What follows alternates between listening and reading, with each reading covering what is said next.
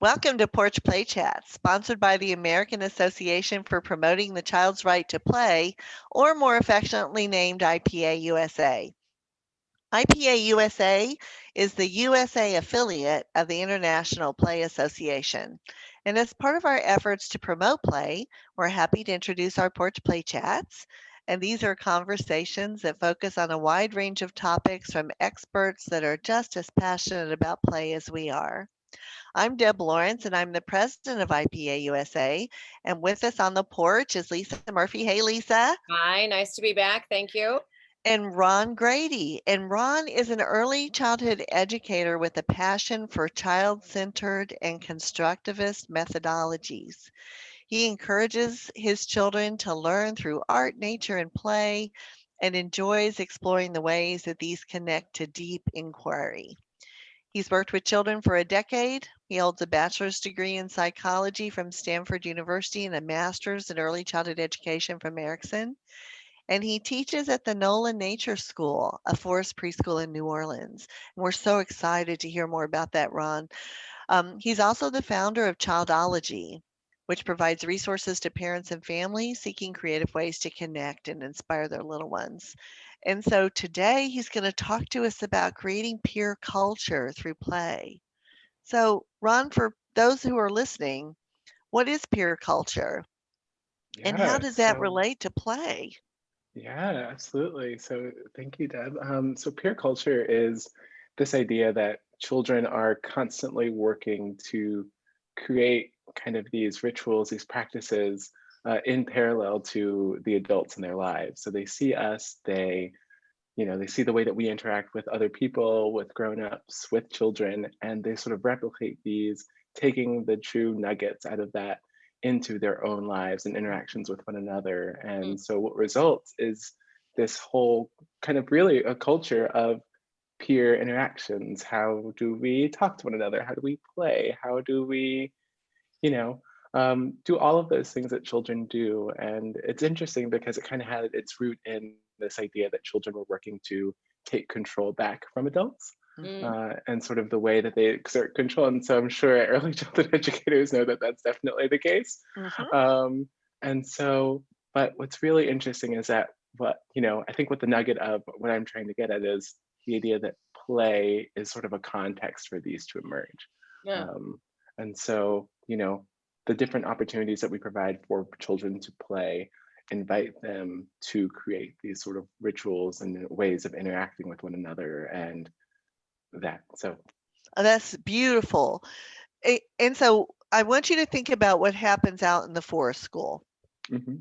and tell us a story about how that looks in the forest school. Yeah, sure, sure. So I am imagining we have these very large live oaks. We're lucky in New Orleans to have just one of the Mhm. oldest oak groves in the world. And so, one of the children's favorite activities to do is to climb. Of And course. so we do what we can at nature school to provide the time and the space and the security, obviously, to let the children climb. And so I have these two friends in the afternoons who just go at it. They are climbing up branches, up tall branches, up skinny branches that I'm a little bit nervous about, but that they're really confident on. And so, what I really just enjoy seeing is the way that through this play, through this taking risks, through this imagining that they are playing lava monster, jumping from branch to branch, that they are forming really, I guess you could say, a way of understanding what it means to, for example, check on a friend when they fall. So, Mhm. sometimes they will fall, or they'll scrape their knee on the tree, and we sort of give them those opportunities to say, all right, this is a time that we check on a friend. This is a time where we say, let's pause game. And eventually, what happens is that as we are modeling as teachers, they begin to take on these ways of interacting with their peers themselves. So I don't have to jump in, or my co-teacher doesn't have to jump in anymore. Um, and the real beauty of this is that it not only occurs within this particular context of climbing, but that it is expanded then to other avenues, whether it's a game.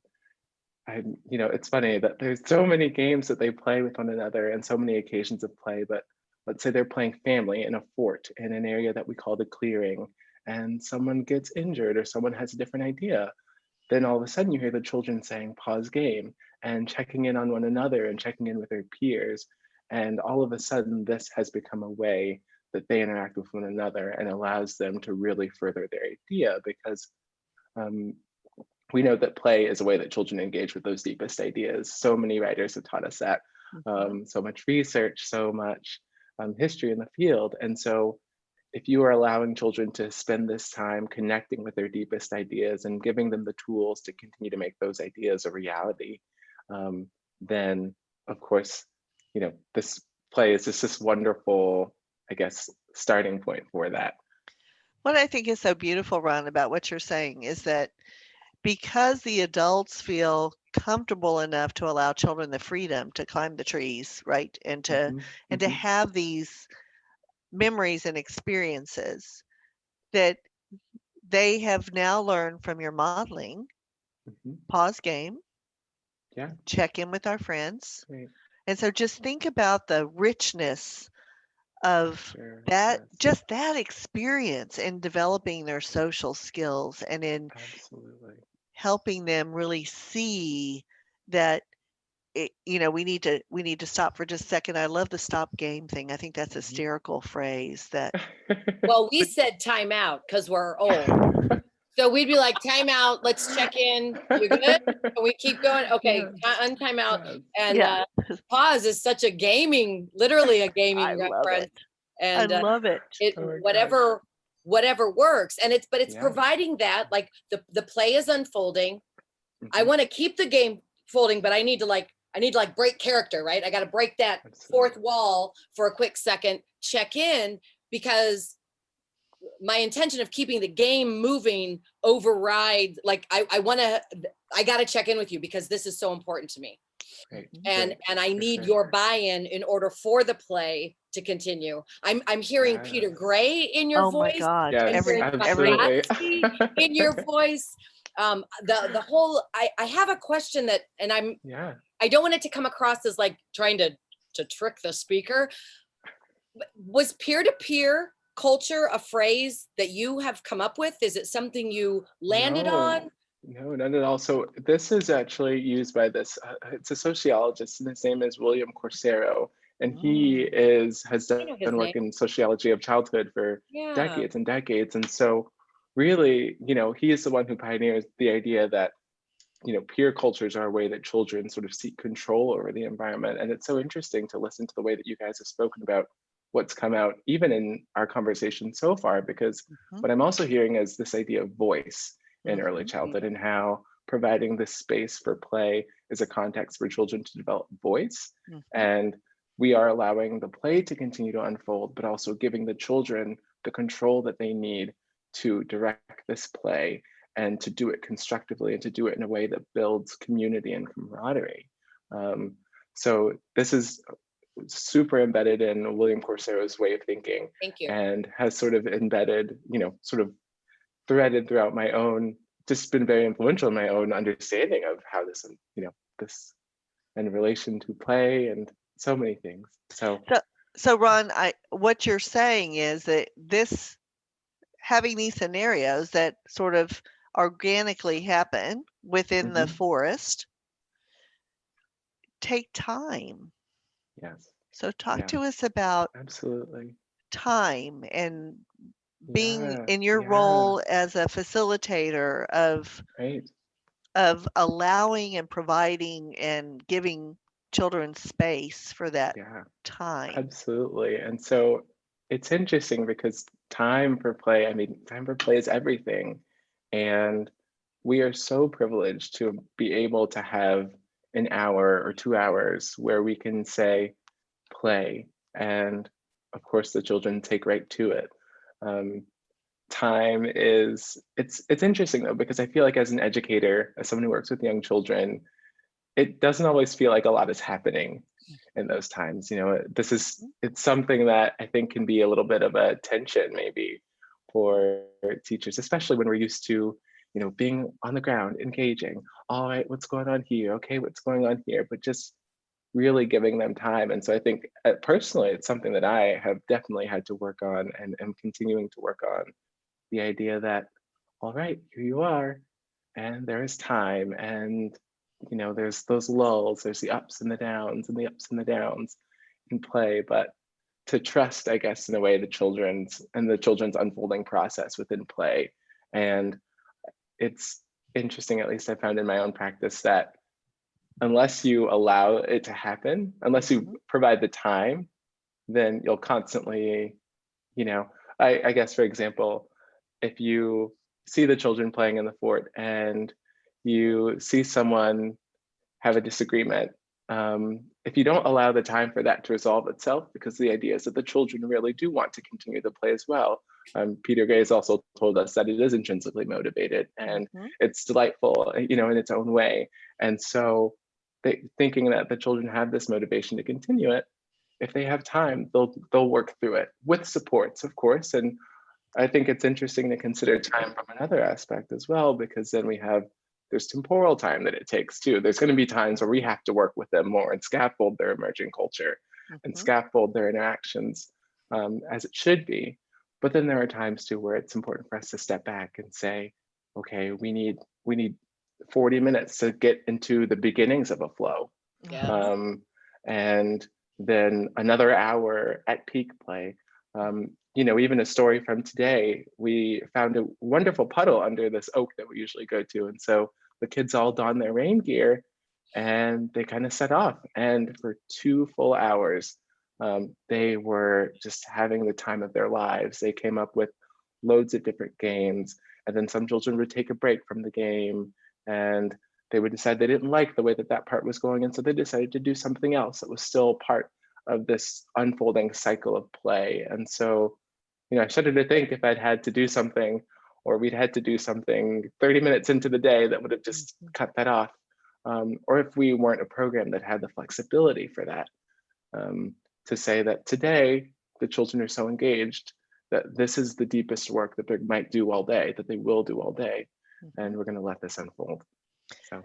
Well, and I think my turn. Okay, fine. Fine. I want to comment to compliment comment to the need of the ego to be released, for the control need to release, to be willing to stand on the side, right? Not the sage, the guide on the side, not the sage on the stage. And the willingness not to jump in during that lull, to honor the time of the lull, even though you've got 10 ideas that could fill it, just shut your mouth. Yes. And to your story of what just happened today, that you didn't have to turn it into a teachable moment. Like you didn't have to start talking about absorption or rain or saturation point or how deep is the puddle or stem, or you just, because it was P week for puddle or whatever. And my heart sings when I learned that there are places that value what we know to be true best practice. Absolutely. And I was going to say all of that because Lisa and I do this, right? Where it's crazy. I was going to say all that, but I think as someone who facilitates that opportunity for children and I love how you said sometimes it takes 40 minutes, right? To get ready to play. Yes. Yeah. Sometimes, they have to negotiate, and they have to figure it out, and they have to get some ideas, and they have to make decisions that sometimes teachers feel like, and I loved how you described that feeling with you, that sometimes you feel like you're not doing anything when really you're doing everything. And so the shift of having to be in control and having to extend learning and having to guide children's thinking and having to give them ideas and having to do is really that interference that is making children stop playing instead of being so engaged in play. And so, I mean, I just want to hug you right now, Ron, because that in itself. And it's a theme. It's a theme on Porch Chats. A lot of our guests will acknowledge that having to push through that feeling like I'm not doing anything. Mhm. Absolutely, absolutely. And it's interesting to just to build on what you all have said, that as early childhood educators, with all the push down that's happened, I Mhm. think there's an increased feeling of sometimes needing to do a thing so we can document it in some way and send off or prove the work. But these are things, all the absorption, saturation, those questions will come later. But if children don't have the deep, rich experiences of this play, then they will have nothing to build those with, and they will mean nothing, and so it's just really, it's just so awesome to get to say, hey, wait, we don't need to do this, step back, my role is to provide space and safety, Mhm. and then afterward to point out, wow, you all worked that out yourself, you didn't need any help, to Mhm. continue to build them up in their self-efficacy as regards play and their ability to manage so many things, because they are amazingly capable. Um, so And I think that's a huge lesson for other teachers, right? That you mhm, have to trust them. You have to give them time and not jump in. You have to provide. I talk all the time about they need an hour and a half or 2 hours where you're not directing anything, right? Not yes. snack, not getting ready to go to lunch, not Mhm, nap, not they need an hour and a half to 2 hours be mhm, of free choice without any interference from an adult unless they need to, right? Unless they need right, support. right, right.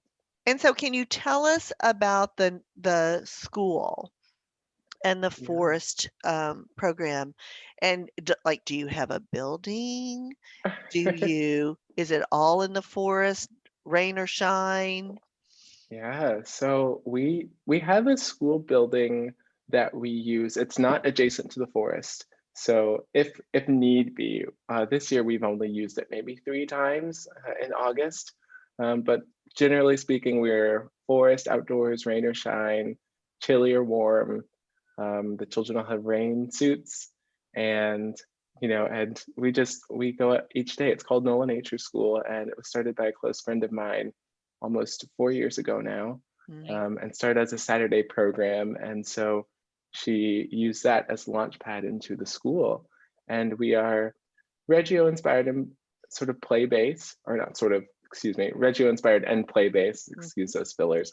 Um, but yeah, and so basically, founded on the idea that children need this time and space to mhm. play, and that play is a true work of childhood. And it has been amazing. It's been somewhere where I have just, I've been involved since really the Saturday programs, and had the privilege of starting to work there full time this year, and have just, you know, it's like funny because it's like, oh, I thought I knew this, but now, oh, wow, like Yeah. I'm Now really I learning. see it and know it. Now I So see it and was know it it. a Saturday like a an extracurricular kind of thing? Exactly. And then did the parents say, like, the impetus to turn it into full time came from the Yeah. customer base? So there was, I think it was a little bit of both.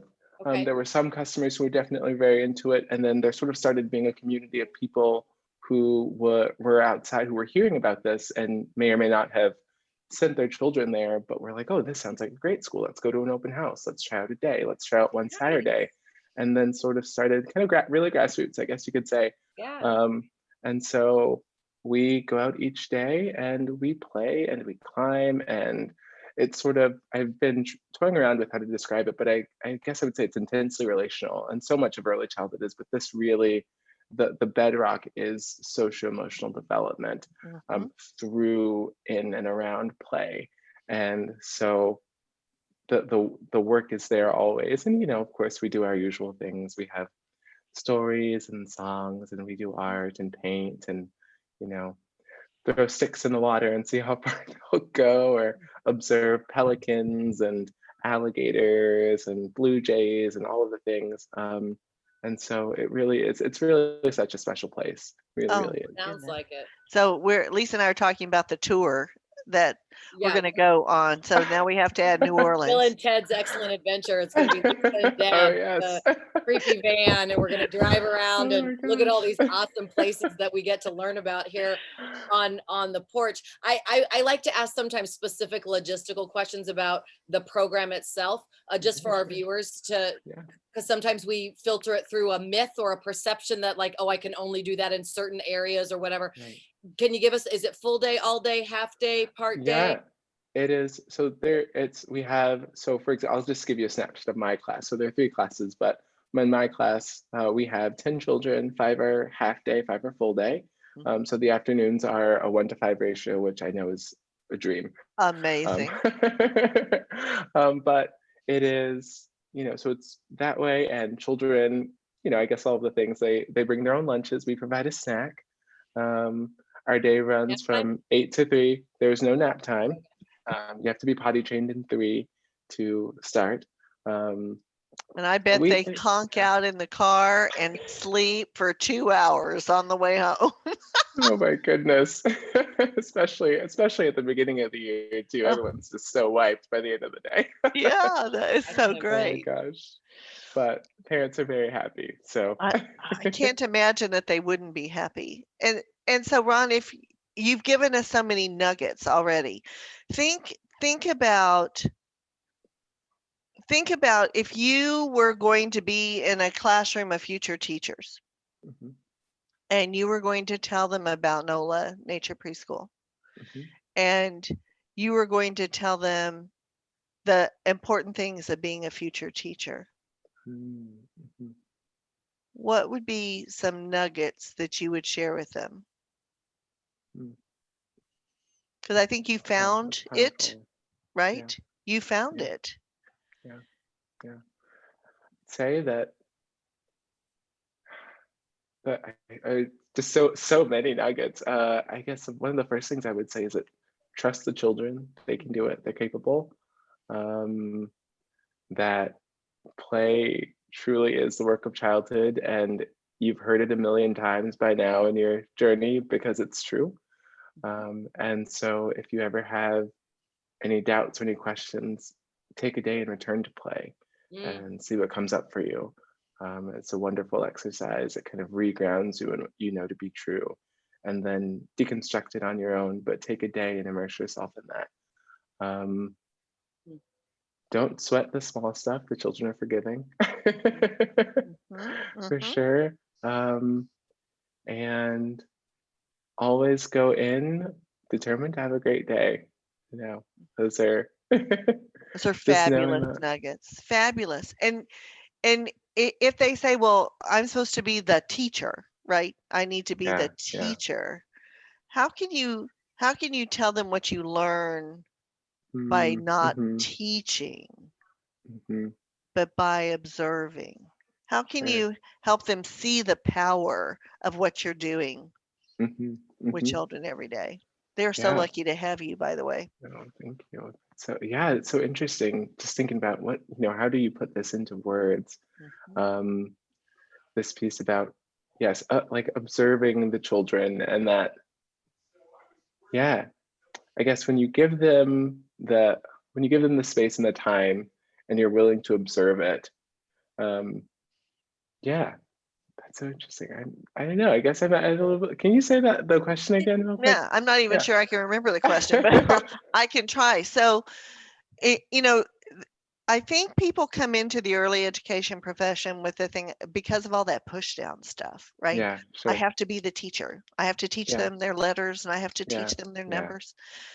Instead of what you're doing with peer culture and imitating and giving them a model that they can then imitate and caring for each other, that it's not the letters and numbers that are the important piece. It's this, I keep thinking every time you describe a scenario, I keep thinking of Bruce Perry's, learning cycle, right? Curiosity, exploration, discovery, repetition, learning something new, building your confidence, increasing your self-esteem, and then going back and being curious again. I can't imagine observing children at the NOLA Nature Preschool and seeing that happen 100 times. Yeah, absolutely. The children, they, I guess in a nutshell, like they are the ones who they're creating their own worlds. They're directing their own socialization. I mean, in a way, they're creating these friendships and relationships. Like they are doing the work. we are there to support, but really the children are doing the main part of the work, and our role is to just be to partner with them in that. And I think that is beautiful. That's it, right, Ron? You're not Yeah. a teacher, you're a partner. Yeah. And helping facilitate that beautiful play. Wow. That was powerful. I So- think it would be, I think watching teachers who are further down the path of being able to do that successfully is also important. And it sounds like you've had that opportunity as well, is to kind of take pages from people whose chapter is a little longer, not to speak overly metaphorically, but you know, their book is a little bigger because they've been doing it a little longer. And you know, we Sharon Kroll used to say that creative teachers are not born, they're made by the teacher next door. And sometimes it can be quite powerful to be paired up next to somebody who's, you know, got a few more years under their belt, because you're like, how come she never screams? You know, like what's going on over there? Like, what is she doing that I'm not doing? And how much easier it can be early in our career to think it was our idea, right? Which is very different than, you know, you go to a training and somebody's like, you got to start doing it this way. And you're like, no, I don't. But yet she's modeling that right next door, and it's more comfortable. It's safer. Absolutely. Find a mentor that you admire, that you trust, and stick with them. All the time. They'll teach you so much. I've had the most amazing mentors. My first year teacher, Karen, and, you know, my friend Claire, who founded the Nature School, especially, have been sort of my Sherpas through this whole thing. And really provided me that confidence to develop more and to try out those new things and to give that space. So absolutely. And I'm quite confident you will be serving the same role for somebody coming down very soon, if you're not already. Ron, I'm going to close this up, but don't go anywhere because I have a question. All right. So let me just do my little spiel and then we'll be done. So to learn more about IPA-USA, please visit our website at IPA-USA.org. And until next time, keep on playing.